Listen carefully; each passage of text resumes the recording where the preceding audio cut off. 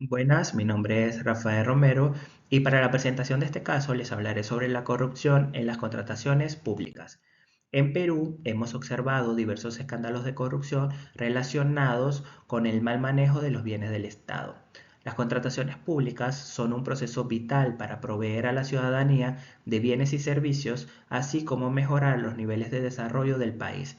Es por ello que estos procesos están tan expuestos a la corrupción a través de sobornos en la elección de proveedores y en la supervisión de proyectos, lo cual analizaremos desde un punto de vista jurídico y filosófico.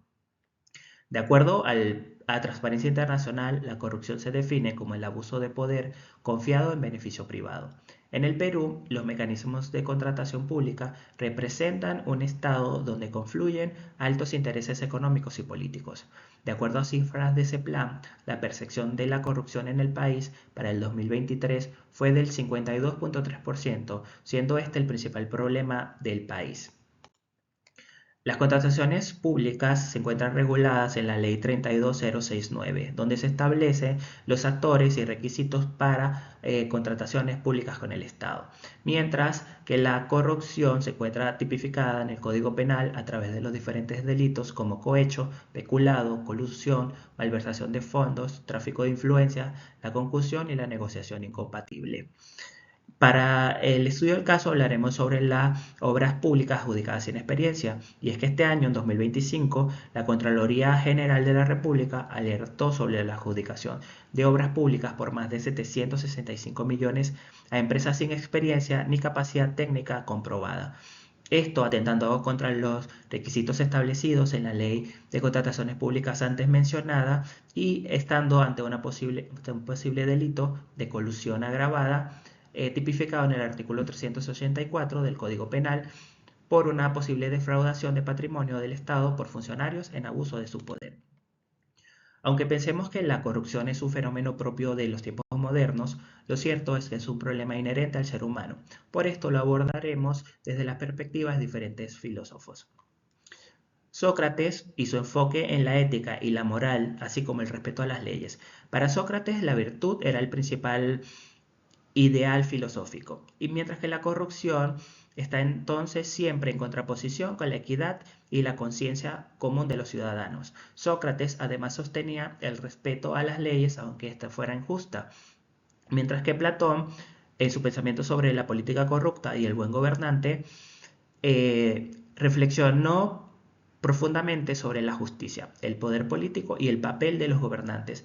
Para él, la corrupción no era simplemente un problema de ilegalidad, sino una distorsión del orden moral y político que impide alcanzar el bien común. Para Aristóteles, en la justicia y moral y en la justicia a Nicomaco, señala que tanto la virtud como el vicio se desarrollan a través de los hábitos y las decisiones. La corrupción para Aristóteles es un problema persistente en la política humana, que no se puede erradicar, pero sí puede ser controlado con educación en virtud, ya que la corrupción debilita las instituciones y fomenta la desigualdad. La corrupción, vista desde el contractualismo social, para Thomas Hobbes, el propósito del contrato social es evitar la corrupción y el conflicto inherente a la naturaleza humana a través de la imposición de un poder externo que mantenga la ley y el orden. La corrupción no solo nace de una mala conducta del individuo, sino de la debilidad o la inexistencia del soberano. Mientras que para Locke, la corrupción inicia con el poder autoritario de gobierno, ya que esto desvirtúa la esencia del contrato social cuando los gobernantes usan el poder para fines individuales, violan el contrato social y nace la corrupción. Una sociedad corrupta está destinada a su descomposición política y a la pérdida de confianza en sus instituciones. Rousseau piensa que el hombre en su estado natural es libre e independiente, y la corrupción surge de la desigualdad de las estructuras de la sociedad. La voluntad general por la que fue creada el contrato social se ve desconfigurada cuando actúan bajo intereses particulares.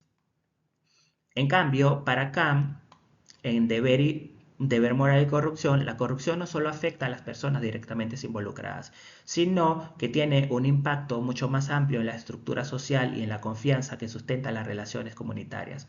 Cuando el bien común es subordinado a intereses privados se desmorona la base ética que permite el funcionamiento armónico de la sociedad.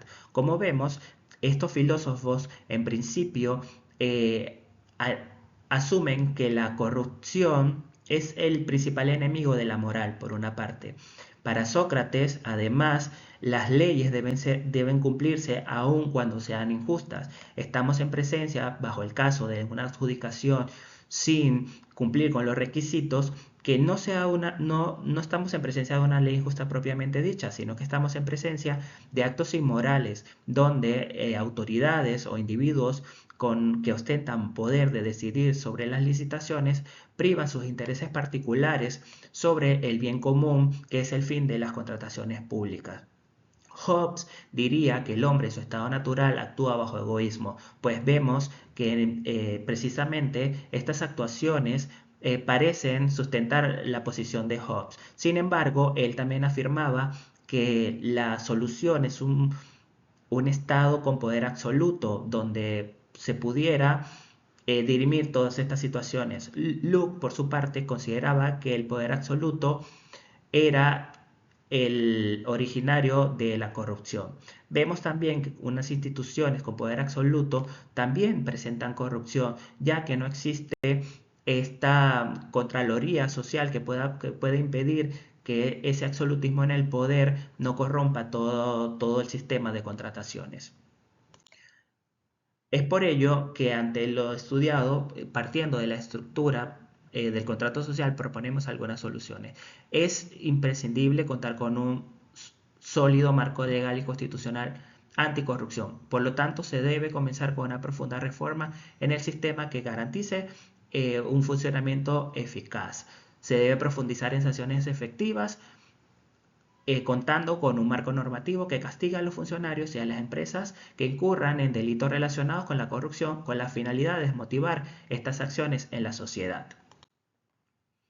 Como vemos, la corrupción en las contrataciones públicas en el Perú no solo es un problema legal, sino también un problema ético y filosófico, y solo mediante la integración del derecho con la moralidad se podrá contribuir a un Estado más sólido y justo.